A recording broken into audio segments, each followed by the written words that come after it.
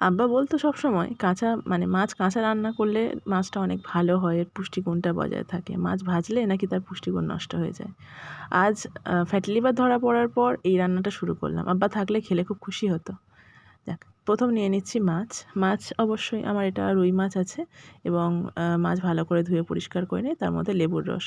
লেবুর রস দিলে মাছের যে গন্ধটা আছে না সেটা থাকে না। তো লেবুর রস দিয়ে ভিজিয়ে রাখবো। তার সঙ্গে দিয়ে দিচ্ছি লবণ, ওই ১ চা চামচ মতো। আর ১ চা চামচ মতো হলুদের গুঁড়ো। মাছটাকে এই সমস্ত মশলার সাথে ভালো করে মিশিয়ে ২ ঘন্টার জন্য ম্যারিনেট করে রেখে দেবো। এবার আমি চলে যাব ছাদে। আমার টমেটো শেষ হয়ে গেছে, তাই জন্য ছাদ থেকে তুলে আনলাম ৪টে লাল লাল পাকা টমেটো। আমার ছাদ বাগানের সারহীন অমূল্য সম্পদ। কড়াইয়ের মধ্যে নিয়ে নিচ্ছি ১ টেবিল চামচ সর্ষের তেল। গরম তেলের মধ্যে দিয়ে দিচ্ছি ১ চা চামচ গোটা জিরে আর ২-৩ কোয়া রসুন কুচি। রসুনটা একটু লাল লাল হলে এর মধ্যে দিয়ে দেব ৩টে চেরা কাঁচা লঙ্কা। কাঁচা লঙ্কা অ্যাড করে আবার দিয়ে দিচ্ছি ২টো পেঁয়াজ কুচি। ২টো পেঁয়াজ কুচি দিয়ে হালকা নেড়েচেড়ে এর মধ্যে লবণ যোগ করে দেবো। লবণটা প্রায় ১ চা চামচ মতো। যে একটু লবণ চড়া খান তাহলে ১.৫ চা চামচ দেবেন। যাই হোক, লবণটা দেওয়ার উদ্দেশ্য এটাই যাতে পেঁয়াজটা টমেটোটা সহজে নরম হয়ে যায়। এবার এর মধ্যে দিয়ে দেবো টমেটো কুচি। সেই যে ছাদ থেকে এনেছিলাম সেই টমেটো। আর এবার এর মধ্যে দিয়ে দেবো ওই ১ টেবিল চামচ মতো আদা রসুন বাটা। এটা একটু নেড়েচেড়ে নেওয়ার পরেই আদা রসুন বাটাটা যোগ করে দেবো। এটা অনেকটা নরম হয়ে এসছে, তবুও যেহেতু স্টিলের পাত্র আর অ্যালুমিনিয়ামের পাত্র আনহেলদি হওয়ার জন্য খুব একটা ইউজ করি না। যাই হোক, এটা জল দিয়ে দিলাম। জল দেওয়ার পরে এটা তবে নরমটা আরও তাড়াতাড়ি হয়ে যাবে। এই পর্যায়ে দিয়ে দিচ্ছি ১ চা চামচ হলুদের গুঁড়ো। আর এর সঙ্গে এবার এটাকে আস্তে আস্তে সিদ্ধ করতে থাকবো। এটা সুন্দর করে সিদ্ধ হয়ে যাবে। সিদ্ধ হয়ে নেড়ে ছেড়ে জলটা শুকিয়ে নেব।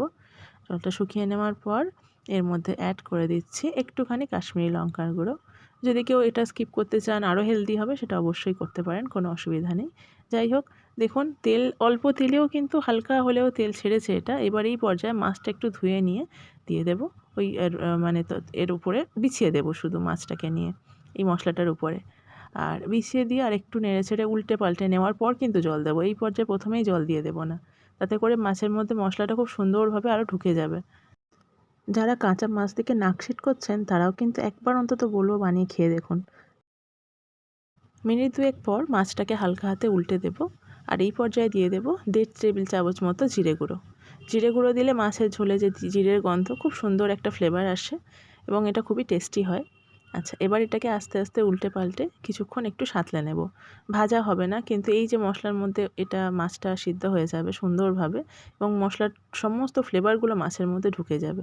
আচ্ছা, এই পর্যায়ে এর মধ্যে দিয়ে দেবো পরিমাণ মতো জল। যে যেমন ঝোল খাবেন, কেউ যদি শুকনো শুকনো খেতে চান তাহলে অল্প জল দেবেন, আর কেউ যদি ঝোল ঝোল খেতে চান বেশি ঝোল দেবেন।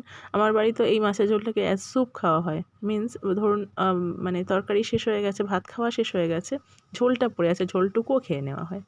মানে যেহেতু তেল কম তো সবাই একদম নিশ্চিন্তে খায় এবং খুব ভালোবেসেই খায়। ঝোলটা অপূর্ব স্বাদের হয় যাকে বলে। যাই হোক, এই পর্যায়ে এতে দিয়ে দেবো আরও ২টো কাঁচা লঙ্কা চেরা। এই কাঁচা লঙ্কা চেরা দেওয়ার জন্য আরও সুন্দর একটা ফ্লেভার এই ঝোলের মধ্যে আসবে। আর ফুটতে থাকুক টকবক করে। টকবক করে বেশ কিছুক্ষণ ফুটিয়ে নেওয়ার পর এই যে এরকম কী যে সুগন্ধ বেরিয়েছে জিরে গুঁড়োর আর হচ্ছে গিয়ে কাঁচা লঙ্কার সঙ্গে মাছটারও, কি বলবো। যাই হোক, এবার এই যে তুলে নিলাম। দেখুন মাছটা খুব সুন্দর সিদ্ধ হয়েছে। একবার বাড়িতে বানিয়ে খেয়ে দেখুন, আশা করি ভালো লাগবে। আর আব্বা থাকলে আব্বাকে খাওয়াতে পারতাম। যাক, আর কি করা যাবে। দেখা হচ্ছে পরের ভিডিওতে। আল্লাহ হাফেজ।